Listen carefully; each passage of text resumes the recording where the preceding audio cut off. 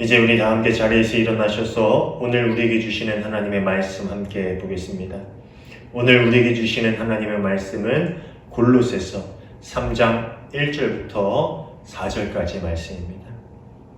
신약 326쪽에 있습니다. 제가 받들어 읽겠습니다. 그러므로 너희가 그리스도와 함께 다시 살리심을 받았으면 위의 것을 찾으라. 거기는 그리스도께서 하나님 우편에 앉아 계시느니라. 위의 것을 생각하고 땅의 것을 생각하지 말라. 이는 너희가 죽었고 너희 생명이 그리스도와 함께 하나님 안에 감추어졌습니다. 우리 생명이신 그리스도께서 나타나실 그때에 너희도 그와 함께 영광 중에 나타나리라. 아멘. 이는 우리에게 주시는 하나님의 말씀입니다. 자리에 앉아주시기 바랍니다. 오늘도 함께 예배하는 우리 모두에게 부활의 기쁨이 충만하게 임하기를 간절히 소원합니다.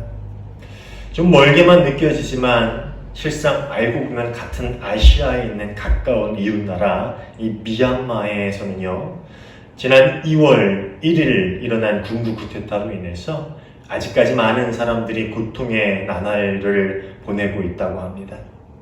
시시각각 전해져 오는 뉴스는 군부 세력들이 잔인한 시위 진압을 해서 지금까지 수백 명의 희생자가 속출하고 있고요. 또 우리가 평안하게 살아가는 이 시간에도 여전히 수많은 사상자가 나오고 있음을 우리에게 전해주고 있습니다. 그런데 뉴스 중에 정말 우리를 놀라게 하는 것은요, 시위를 참여한 그러한 시민들 뿐만 아니라 심지어 시위에 전혀 관계가 없는 놀이터에서 놀고 있는 어린 아이들까지도 조준사격으로 사살했다라는 그런 소식을 들으면서 참 인간의 그 잔혹함에 경악을 금치 못합니다. 어느 날 가족들과 식사를 하면서 그 일에 대해서 함께 이야기를 나눈 적이 있습니다.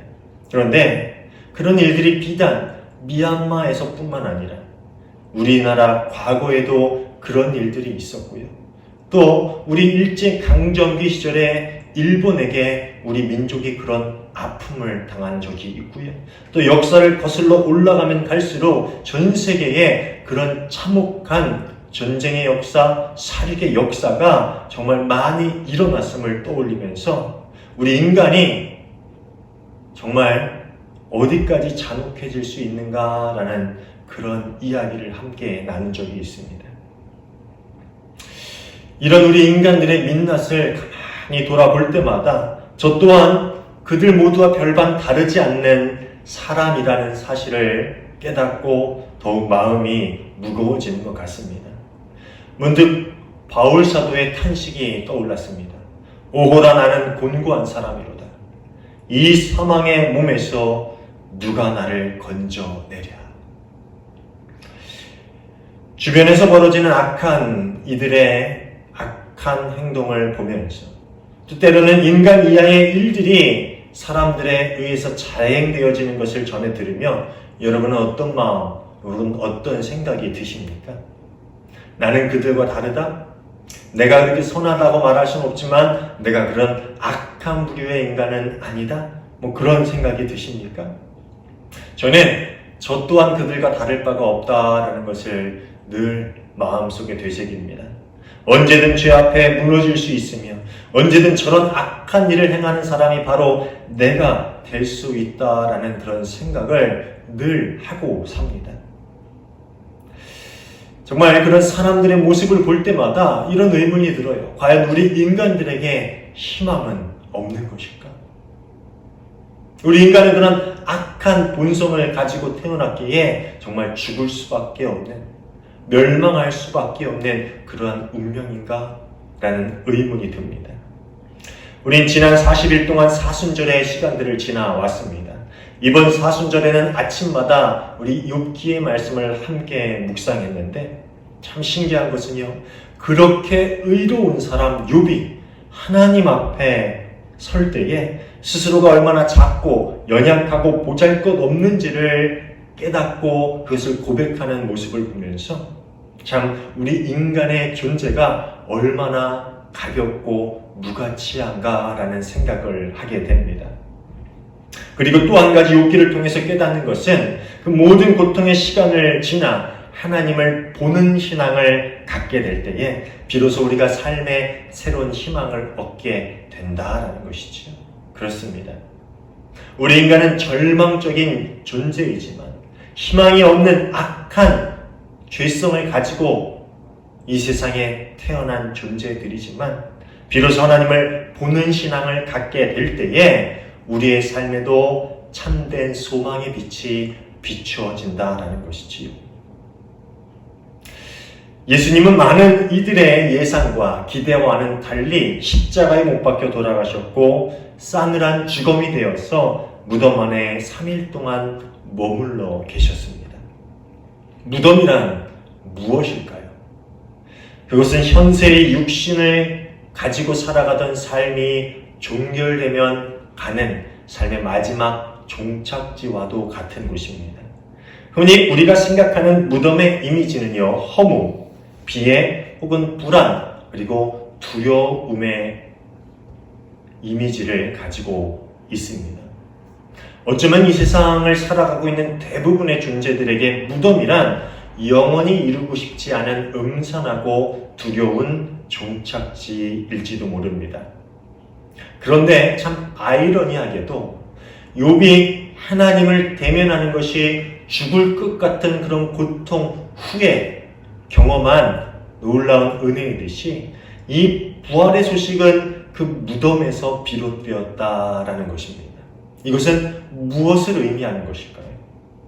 그것은 이 세상 모든 허망한 삶과 부질없는 탐욕과 터무니없는 허영, 끝모르는 어리석음과 분노와 시기와 좌절 따위들을 인생이라고 믿고 사는 인간이 저 어두운 무덤에 갇히어 잠들어 버릴 때에 비로소 삶의 새로운 차원이 열린다라는 것이지요. 그것이 바로 저 무덤으로부터 들려오는 부활의 소식이라는 것입니다. 즉 우리의 모든 육체적 자아, 이 세상의 가치들이 무덤에 갇히어 잠들어 버리고 죽을 때에 비로소 우리는 그곳에서부터 부활의 새로운 소망이 생기게 된다라는 말입니다.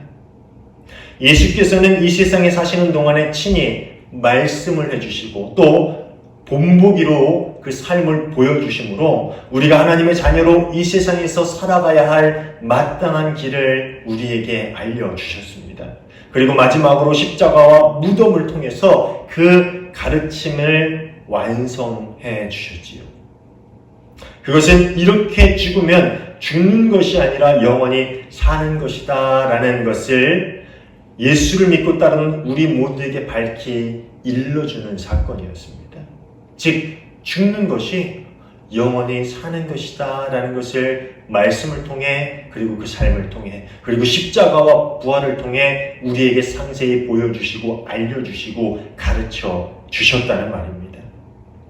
그러므로 예수의 부활의 생명은 여기에서부터 자기 자신에게 죽음을 선고하고 자기를 십자가에 못 박고 무덤에 매장해 버릴 때에 비로소 생겨날 수 있는 것입니다.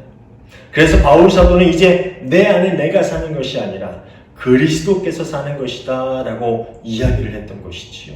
나의 죽음이 예수의 생명의 출발점이다 라는 말을 하고 있는 것입니다.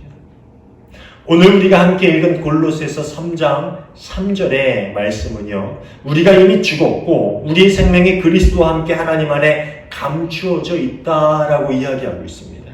이것은 무슨 뜻일까요?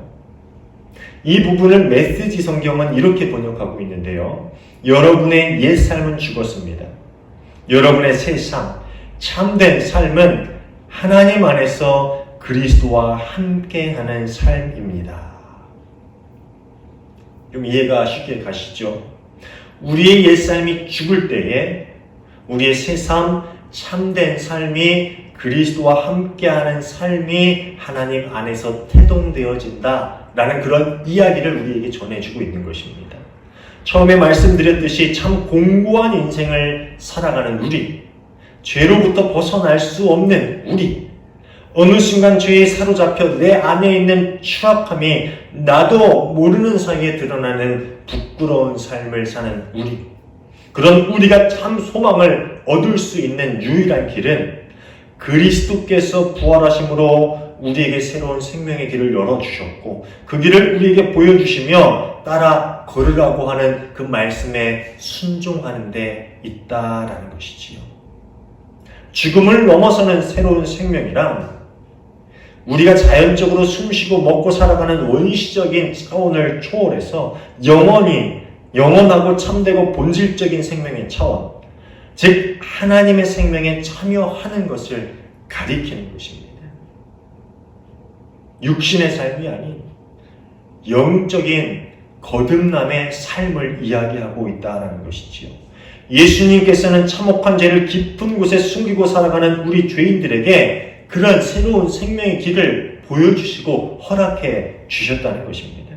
그렇게 예수님께서 다시 살아나신 이 부활절은 우리 그리스도인들에게 가장 기쁘고 거룩한 축제의 날이 될 수 있는 것입니다.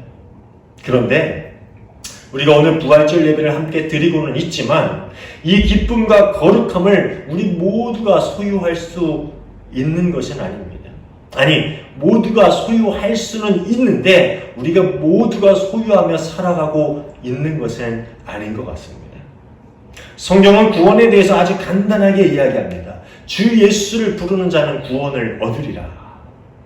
이 한마디 말 때문에 우리는 구원이라는 선물을 너무 쉽게 아주 값싼 은혜로 여기고 있습니다. 그러다 보니 예수님께서 허락하신 새 생명의 삶 또한 아주 당연히 우리에게 주어지는 것으로 여기며 살아가고 있는지도 모릅니다. 매 순간 예배에 나오면 찬송가를 따라 부르고 기도를 하고 헌금을 하고 그렇게 신앙생활을 하면 당연히 우리에게 예수께서 허락하신 그 새 생명의 삶이 주어지는 것이라 여기고 우리는 당연히 예수 그리스도의 이름을 부르며 사는 삶이다라고 생각하며 구원의 새로운 삶을 살고 있다라고 착각하고 있는지도 모릅니다. 그런데 우리가 간과하고 있는 것이 있습니다. 성경이 이야기하는 주 예수의 이름을 부르는 자는요, 단순하게 입으로 예수의 이름을 말하는 자의 차원을 넘어서서 예수와 함께 죽고 그리스도께서 살려주시는 은혜를 입은 자들의 삶을 의미하는 거예요. 초대 공동체의 입장에서는 그랬다라는 것이지요. 오늘날 우리가 생각하는 예수 이름을 부르는 삶하고요, 초대 공동체가 이야기하는 예수 이름을 부르는 삶은요, 180도 다른 천지 차이가 있을 정도로 큰 차이를 가지고 있습니다. 그들에게 예수 그리스도의 이름을 부르는 삶이란 세상에서 누리던 모든 것들, 사회적 지위, 그들의 직장, 그들의 부, 명예, 그들의 모든 것들, 심지어 가족까지도 내려놓을 각오가 되었다라는 것을 의미하고 있는 것입니다. 유대 공동체에서 쫓겨날 각오를 하고 이방인의 사회에서 배척당할 각오를 하고 심지어 가족들마저도 그를 외면할 수 있다는 그런 위험성을 인지하고도 내가 예수 그리스도를 구주로 부르는 삶을 선택한다는 것, 그것은 오늘날 우리가 생각하는 예수 그리스도의 이름을 부르는 삶과는 완전히 다른 차원의 삶이라는 것이지요. 그들은 이제까지 살아왔던 세상적인 삶으로부터 완전히 죽고 예수 그리스도로 다시 살아 오늘 본문 1절에서 말하는 것처럼 위의 것들을 추구하는 삶을 살기 시작했다라는 것입니다. 이것이 바로 부활에 동참하는 삶이고 새 생명을 살아가는 삶이고 구원받은 이의 삶이다라는 것을 우리는 분명히 기억해야 합니다. 그렇게 보면 오늘 우리가 알고 있는 예수 이름을 부르는 자와 완전히 다른 차원의 삶을 살던 이들이 바로 초대 그리스도 공동체였다라는 것을 우리는 알 수 있지요. 오늘을 살아가는 그리스도인으로 참 우리 인간의 어찌할 수 없는 추악한 현실을 우리는 많이 접하게 됩니다. 그렇지만 오늘날에만 그런 건 아닌 것 같아요. 갈수록 세상이 악해진다라고 이야기하지만 세상은 예전에도 그랬을 것이고요. 또 그 옛날에도, 더 옛날에도 인간은 그런 추악한 모습을 가지고 사는 인생이었을 것입니다. 그런데 이 세상에서 과연 우리 그리스도인들은 소망이고 희망이 되고 있는가라는 것을 우리는 한번 생각해 봐야 합니다. 우리 그런 추악한 인생으로 태어났고 또 이 세상이 이렇게 아주 죄 많은 현실 가운데서 계속 역사를 거듭하고 있지만 그 가운데서 우리 그리스도인들은 과연 소망이 되고 위로가 되고 희망이 되고 있는가, 그렇게 살아왔는가라는 것을 한번 돌아보길 원합니다. 오늘 우리는 부활하신 예수님께서 주신 새 생명의 삶을 살아가고 있습니까? 우리 옛자아는 십자가에 못 박혀 완전히 죽어 무덤에 장사되었고 예수 그리스도와 다시 살아난 새로운 생명이 우리 삶의 근원이 되고 있습니까? 그렇지 않다면 부활절은 해마다 찾아오는 1년에 한 번 있는 절기에 불과합니다. 그저 교회에 모여서 예배하고 성찬을 나누고 계란이나 받아가는 부처님 오신 날이나 개천절과 다를 것이 없는 절기에 불과하다는 말입니다.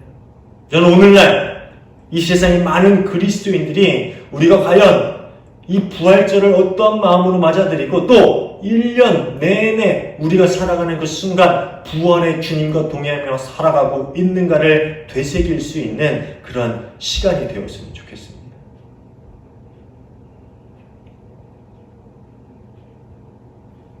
우리의 옛 자아를 날마다 십자가에 못 박아 죽여 무덤에 누이지 않은 채 여전히 내 삶을 살게 하는 주체가 내 죄된 자아가 되고 있다면 우리는 그리스도의 부활을 경험하지 못한 사람, 그리스도의 부활에 동참하지 못한 사람들입니다.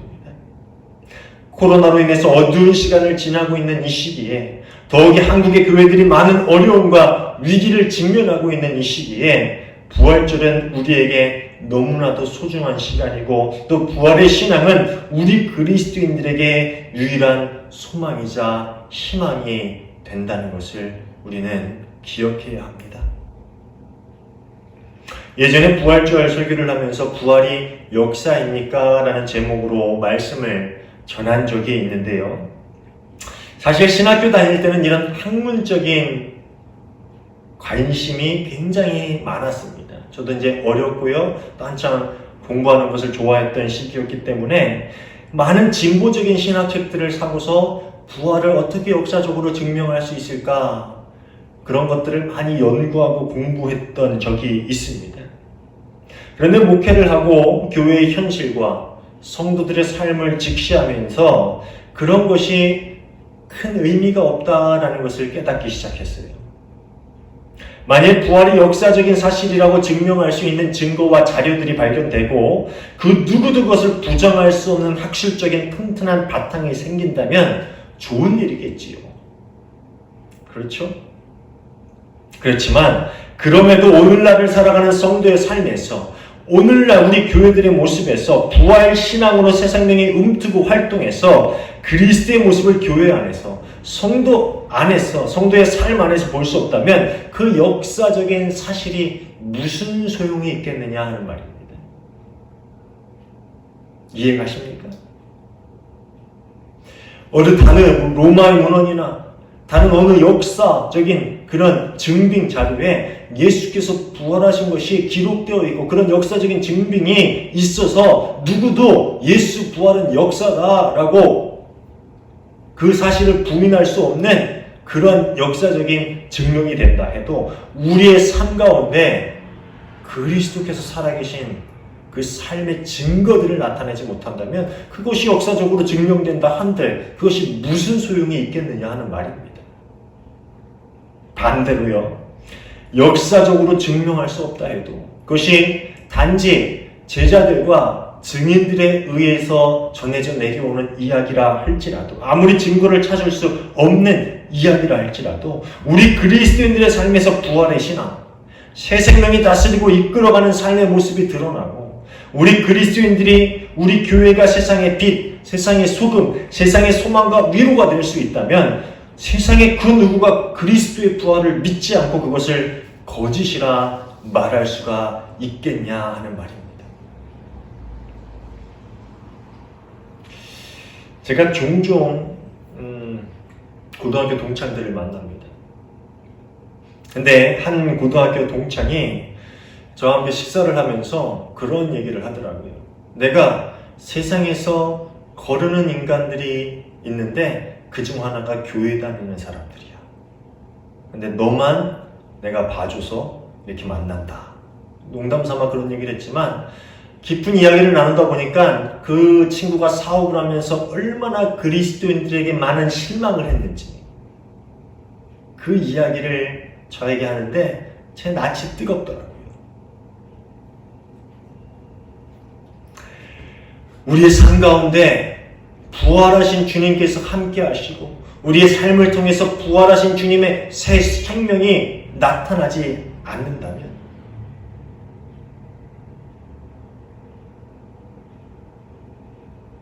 우리가 어떻게 부활이 사실이다라고 이야기할 수가 있겠습니까?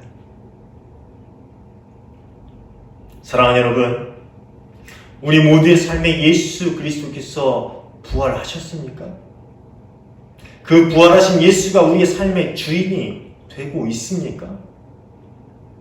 우리의 옛 자아 또한 십자가에 못 박혔고 죽어 장사되었으며 지금 우리가 그리스도께서 주신 새 생명의 삶을 살아가고 있습니까? 그렇다면 우리는 부활의 신앙을 가진 사람들입니다. 그리스도의 부활에 함께한 자들이지요. 우리는 새 생명을 살고 있는 참된 그리스도인이라는 것입니다. 사랑하는 여러분,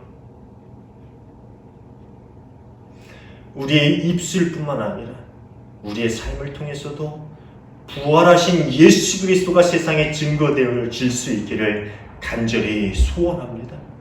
그래서 우리 삶을 통해 예수 그리스도가 부활했음을, 그 부활이 참 기쁜 일임을 세상 가운데 전하고 많은 이들이 그 기쁨 가운데 동참할 수 있는 놀라운 역사가 일어날 수 있기를 주님의 이름으로 축원합니다.